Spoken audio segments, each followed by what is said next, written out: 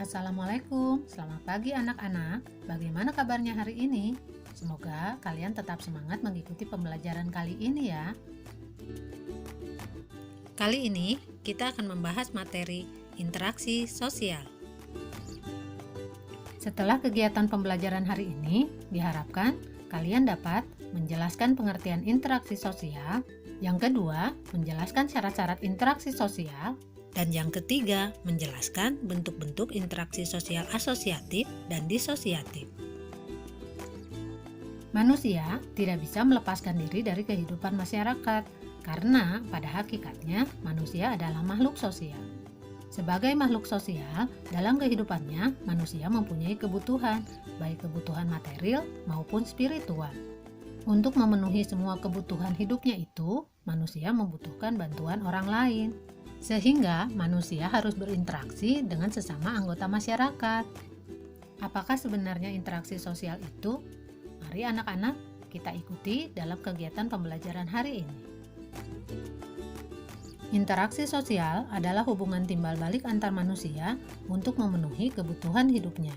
Syarat-syarat terjadinya interaksi sosial: pertama, jumlah pelakunya lebih dari seorang. Yang kedua, berlangsung secara timbal balik. Yang ketiga, adanya komunikasi antar pelaku dengan menggunakan simbol-simbol yang disepakati. Dan yang keempat, adanya suatu tujuan tertentu. Berdasarkan pelakunya, interaksi sosial terbagi menjadi 3. Yang pertama, antara individu dengan individu. Yang kedua, antara individu dengan kelompok. Dan yang ketiga, antara kelompok dengan kelompok. Sementara berdasarkan caranya, interaksi sosial dibagi menjadi 2. Yang pertama, interaksi secara langsung. Artinya, antara pelaku dapat saling bertemu atau bertatap muka. Yang kedua, interaksi tidak langsung. Pada interaksi ini, antar pelaku tidak langsung bertemu, tetapi mereka melakukan interaksi dengan menggunakan media atau orang ketiga. Berlangsungnya suatu proses interaksi sosial didasarkan pada beberapa faktor. Pertama, faktor imitasi, yaitu proses seseorang mencontoh orang lain atau kelompok. Contohnya, seorang anak perempuan bermain masak-masakan karena melihat ibunya pada saat memasak di dapur. Yang kedua, faktor sugesti, merupakan pengaruh yang dapat menggerakkan hati orang. Contohnya, seorang pasien yang akan berobat ke seorang dokter, pasien tersebut akan cepat mengalami penyembuhan, salah satunya disebabkan adanya rasa sugesti pada dokter tersebut. Yang ketiga, faktor identifikasi, merupakan kecenderungan atau keinginan dalam diri seseorang untuk menjadi sama dengan orang lain. Contohnya, seorang anak yang mengidolakan pemain bola, sehingga semua tingkah laku idolanya akan dilakukan. Dan yang keempat adalah faktor simpati, merupakan kemampuan untuk merasakan diri seolah-olah dalam keadaan orang lain dan ikut merasakan apa yang dilakukan, dialami, atau diderita orang lain.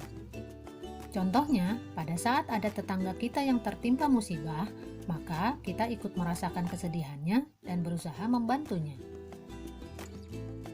Anak-anak, dalam kehidupan sehari-hari, kalian bisa melihat seseorang atau sekelompok orang, baik di lingkungan keluarga, di jalan, ataupun di kantor, dan di mana saja melakukan interaksi sosial.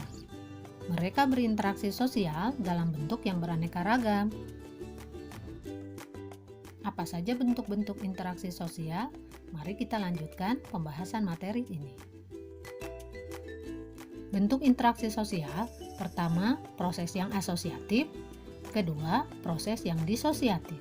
Proses asosiatif terjadi apabila seseorang atau sekelompok orang melakukan interaksi sosial yang mengarah kepada kesatuan pandangan.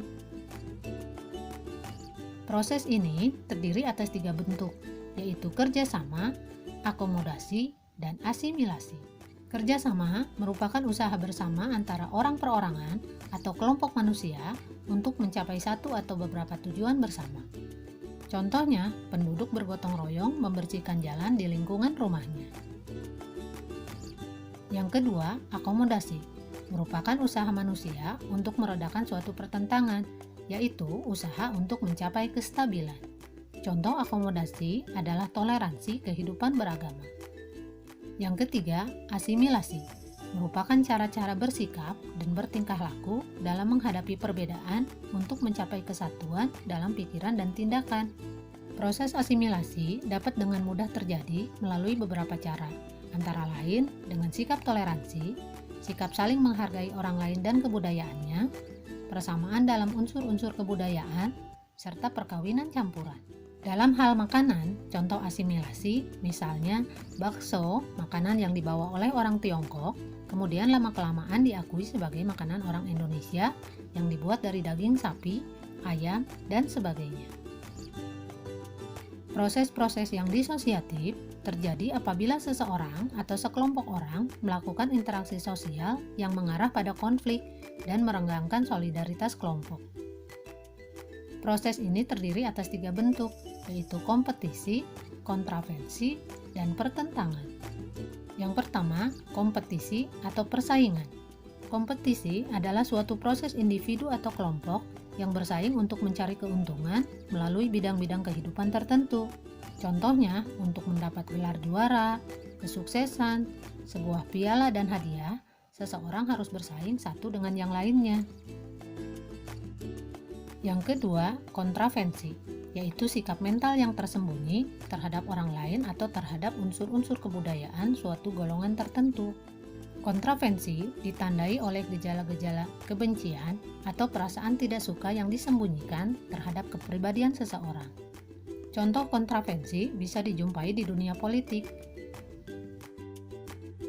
Yang ketiga, pertentangan atau konflik, yaitu suatu proses di mana individu atau kelompok berusaha untuk memenuhi tujuannya dengan jalan menentang pihak lawan yang disertai dengan ancaman dan kekerasan.